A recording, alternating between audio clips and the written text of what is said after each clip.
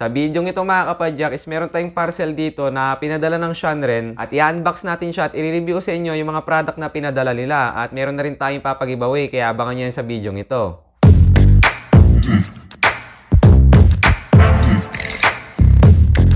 What's up again mga kapadyak? For today's video nga ay may pinadala ang Shanren sa atin na i-unbox at i-review na rin natin at syempre meron na rin tayong papag-giveaway. At bago yan, ano nga ba ang Shanren? Ang Shanren ay isa sa active company na gumagawa ng smart sport electronics and fitness equipment. Nakaramihan sa ginagawa nilang products is yung kailangan natin sa pagbabike tulad nga ng speedometer at yung tail light. Meron nga silang pinadala dito at i-review natin sa inyo mga kapadyak. Pero bago natin buksan to ay gusto ko muna magpakilala sa mga di pa nakakilala sa akin mga kapadyak. Ako nga pala si Charles na inyong kapadyak at dito po gumagawa ko ng bike related videos tulad ng bike tips, bike tutorial, bike review, DIY hacks, biking vlog, unboxing vlog at marami pang iba. Kaya kung hilig mo ng ganong klase ng content ay feel free bumisita ka sa my YouTube channel ko at i-check yung mga video yung ginagawa ko. Kaya huwag kalimutang mag-subscribe at i-hit mo na rin yung bell button para laging update sa mga bago kong video at i-like mo na rin itong video ito. So yun mga kapadyak, simulan na natin itong buksan. Pag dumating nga pala itong parcel is ganito yung kanyang itsura. Nakabalot naman siya ng karton, nilagay siya sa karton para safe. At galing pa nga siyang international o sa Hong Kong. Kaya medyo matagal din dumating sa akin. Kung gusto nyo rin maka-order nito mga kapadyak, is lalagay ko yung link sa may description. Kung saan yan yung mismong website nila kung saan ka makakabili nito, hindi sa Shopee or Lazada, ganon. Kaya buksan na natin siya mga kapadyak.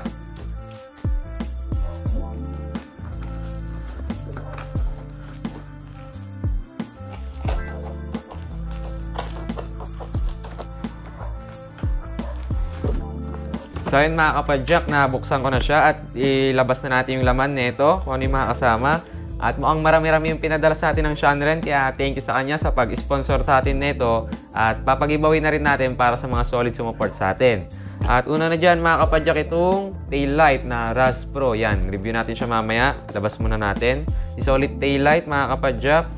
Ayan yung kanilang miles na speedometer. Yan. At meron pa ulit mga kapadyak, merong sensor, ito ang speed sensor. Then merong isang click to dito. Yan, tignan natin mamaya kung nasa loob nan. At isa ulit na sensor, yung cadence sensor mga kapadyak. At may isa pa dito natitira yung case para sa speedometer. So yun mga kapadyak, ito lahat yung pinadala sa atin ng Shanren. Yan, dalawang tail light, yes, yung speedometer, dalawang sensor at isang mount para sa speedometer. Kaya buksan na natin mga kapadyak. Unahin na natin tong tail light. So yun mga kapadyak, kung makikita nyo is dalawang tail light na yung pinadala sa atin ng Shanren. Ito nga yung tail light na RAS Pro. Bali mga kapadyak, itong tail light nito is napakalupit dahil napakadami niyang features na makikita mo dito. Katulad ng braking sensor kung saan pang nagpreno ka is yung tail light na to is magwa-warning siya at napakadami pang iba na tatalakay natin ngayon. Pero bago yan, buksan muna natin ito mga kapadyak. Pagkabukas natin sa box mga kapadyak, simple lang naman yung box niya. Yan.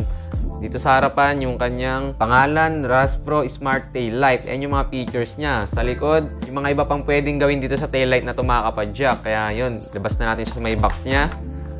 Pagkalabas natin mga kapadyak, ito na yung pinaka mismong tail light. Yan. Yung design niya mga kapadyak, di naman ganun karami maliban dito sa nakalagay na Shanren dyan.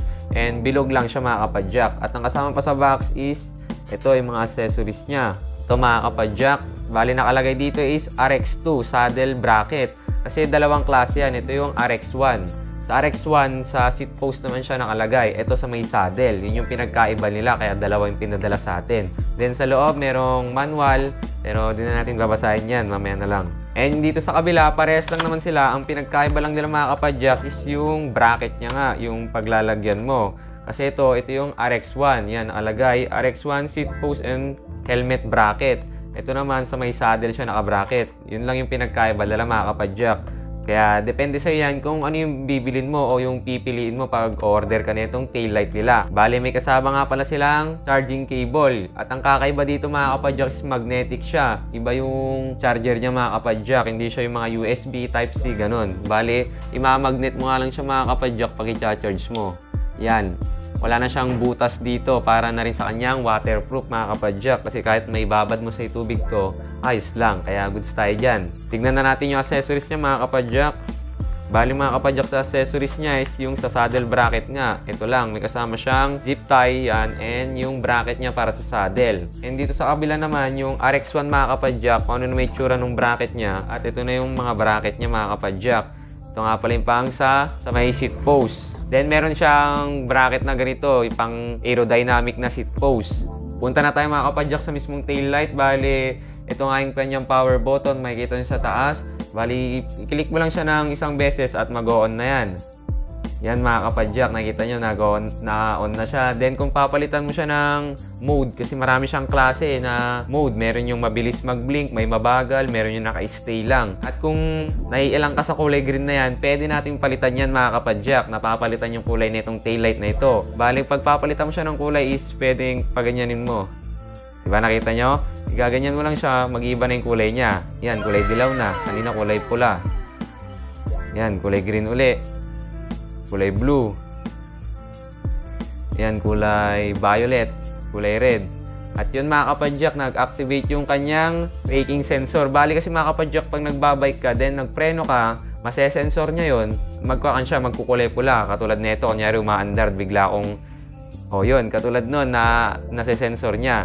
Meron din tong bob warning mga kapadyak, yung umaalog-alog ata yun, pero hindi naman masyado nagagamit yung kung sa bike. Kasi kung sa bike, lagi naman natatagtag, di ba? Hindi naman ganun kalalambot yung mga suspension para hindi niya ma-detect. Kasi makansya, nasesensor niya agad. Kaya pwede mo rin i-off yun yung bob warning sa may cellphone mga kapadyak. Pwede mo siyang i-connect sa may cellphone mo. I-download mo lang itong application na ito and magsasign up ka lang at i-connect mo na nga itong tail light.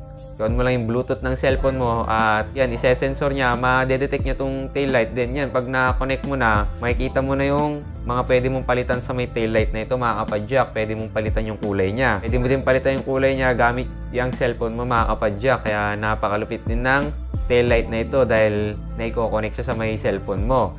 At yan nga pala sa may application niya mga kapadyak, kung makikita nyo is pwede mo pang palakasin o i-low yung ilaw na binubaga niya, yung nilalabas niya kung gusto mong malakas, mahina o sakto lang, para na rin sa battery life niya. Kaya ayos yan para sa isang taillight mga kapadyak. At yun mga kapadyak, gumagana naman yung sensor niya at gumagana din yung application niya pag kinonect mo siya dito. At hindi lang yun mga kapadyak, dahil pwede mo rin connect tong taillight na ito dun sa may kanilang speedometer, yung miles. Mamaya papakita ko kung paano mga kapadyak. And kung paano siya i-mount, napakadali lang. Ilalagay mo lang to sa may saddle mo, then ilalak mo ng zip tie, then yan, ilagay mo na to ang kanyang taillight, then ipaikot mo lang. At bago mo pala ilagay ito, make sure na yung button niya nasa taas, nakaturo dun sa may taas para mag-activate yung mga sensor niya, para walang magiging problema. Yun yung tandaan nyo mga kapadyak, yung button nito is nakaturo sa taas pag ikakabit mo na sa may saddle bracket o sa may seat post bracket mo o kung saan mo ba nilalagay yan. Sunod na natin mga kapadyak, itong kanilang pinadalang speedometer na Shanren Miles. Yan. Itong speedometer na ito mga kapadyak is GPS na siya. At napakalupit nga ng box na ito kung makikita nyo. Pagtanggal mo na ito, may hiwalay ito and tapon mo na yan. Yan, tabi mo lang. At yan mga kapadyak, meron siyang box pa uli na kulay black at napakaganda ng kanyang lalagyanan. Pagkabukas mo na ito mga kapadyak, is makikita mo yung isang manual. At pagkalis mo ng manual mga kapadyak, is ito na yung makikita mo na napakalupit nga ng kanyang paglalagyanan. Yan mga kapadyak, di ba kung nakikita nyo, napakaganda. At yun, nakasulat nga dito yung miles then accessories. Kunin natin yung speedometer mga kapadyak, ito siya. Bali, di naman siya ganun kalaki, sakto lang. At ang laman pa ng kanyang box is yung accessories niya. Ilabas natin. Yan mga kapadyak, buksan natin kung anong laman na itong accessories niya. Siyempre, yung mga mount niya. At meron ding charging cable. Yun mga kapadyak, meron siyang mount para sa handlebar o stem mount. Pero meron siyang sinama na aerodynamic na mount mga kapadyak. Ito yung click 2. Yan mga kapadyak Kaya ayos kay Shanren dahil may sinama na siyang ganito sa atin. Kaya buksan na rin natin siya mga kapadyak. Ito mga kapadyak yung itsura ng mount ng Shanren. Yan. Na meron siyang part dito na glossy. Parang salamin pa nga eh. Then meron pa dito. Sa loob nito is yung mga parang kanya. Oops, may nahulog. May allen pang kasama mga kapadyak Then sa loob mga parang spacer para sa may mount natin dito. Pag lalagay natin siya sa may handlebar. Kasi di naman tayo pare-parehas ng taba ng handlebar. Yun lang yung kasama dito sa may mount mga kapadyak. Yung mga parang spacer, then allen para sa panghigpit mo dito sa may mount mo na yan. Kaya all goods tayo dyan. At tignan na natin mga kapadyak itong speedometer. Sa speedometer mga kapadyak, napakasimple lang ng design niya. All black siya and makikita mo dito yung Shanren na nakalagay. Sa harapan yung miles at yung button niya is nandito sa baba. Bali, 3 button yan. Button A, B, and C. At ang charging cable niya is USB yung gagamitin. Hindi siya magnetic parang katulad dun sa may tail light. Bali, makikita mo dito sa may likod yun mga kapadyak. Tanggalin mo lang tong rubber na yan. Yan, makikita mo na din. Ito yung pagmamount. Bali, kung ikakabit mo pala siya, napakadali lang. Iikot mo lang din siyang ganyan. Parang sa may tail light ng mga kapadyak. And kung ilalagay itong mount mga kapadyak, napakadali lang. Tanggalin mo lang itong bolt na to gamit yung allen na kasama niya. At yan, pwede mo na siya i-clamp sa may handlebar mo. And pag na-clamp mo na, ilagay mo na itong speedo. Iikot mo nga lang siyang ganyan. And yun, nag-lock na. Pwede mo na siyang i-ride. Kaya yun, kung paano naman gamitin itong speedo mga kapadyak is napakadali lang. Bali, long press mo lang itong button B o yung sa gitna. Pagka long press mo, tutunog yan, then yan, naka-on na siya. Pagka-on niya mga kapadyak is makikita mo na yung mga information na pwede mo makita pag nagbabike ka. Katulad ng speed mo o ilang oras ka na nagbabike, kung gaano nakalayo yung binike mo, at napakadami pang iba na makikita mo sa speedometer na ito. At pwede mo rin pala siya i-connect sa may application nila mga kapadyak. Yun din yung application nila kung ano yung dinownload mo kanina dun sa may tail light. Yun din yung application nito mga kapadyak. Bali, mag-a-add ka nga lang ulit ng device at hanapin mo itong miles. Pag nahanap mo yan, i-add mo yan, then i-detect niya na yan at dapat naka-on to. At pag naka-on to, yun, madedetect niya na magko-connect na yung cellphone mo at itong speedo. At pag naka-connect na mga kapadyak, ayan na, marami ka nang pwedeng makita at maiba dito sa may speedo mga kapadyak. Pwede mong ibahin yung auto backlight niya, pwede mong naka-auto, manual. At sa auto backlight mga kapadyak, meron pa siyang parang brightness. Pwede mong palakasin o pahinaan yung backlight niya mga kapadyak kung ano yung gusto mo, kung masyado bang malakas o mahina, para na rin sa battery life niya. Yan, kung nakikita nyo is napapahinaan at napapalakasan siya. And pwede mo rin i-edit para ibahin yung pwesto ng mga pwede mong makita sa speedo. Pwede mong ibahin dyan sa may cellphone mo pag nakakonect na. At ganyan lang naman siya maiba. I-click mo lang naman yung gusto mong palitan. Pipindutin mo at makikita mo na yung pwede mong pagpilian na ipapalit mo. At yun nga, meron yung bilog na to kung nakikita nyo mga kapadyak. Yan yung tail light. Bali kung paano siya i-connect mga kapadyak is long press mo lang itong dalawa, yung button A and button C, yung dalawang button sa gilid. Pagka long press mo, yan, makikita yung sensor, sabi. Then, nasa mode 1 siya, nasa 1. Ilipat mo lang siya sa may 6. Kung paano ilipat, i-click mo itong button C.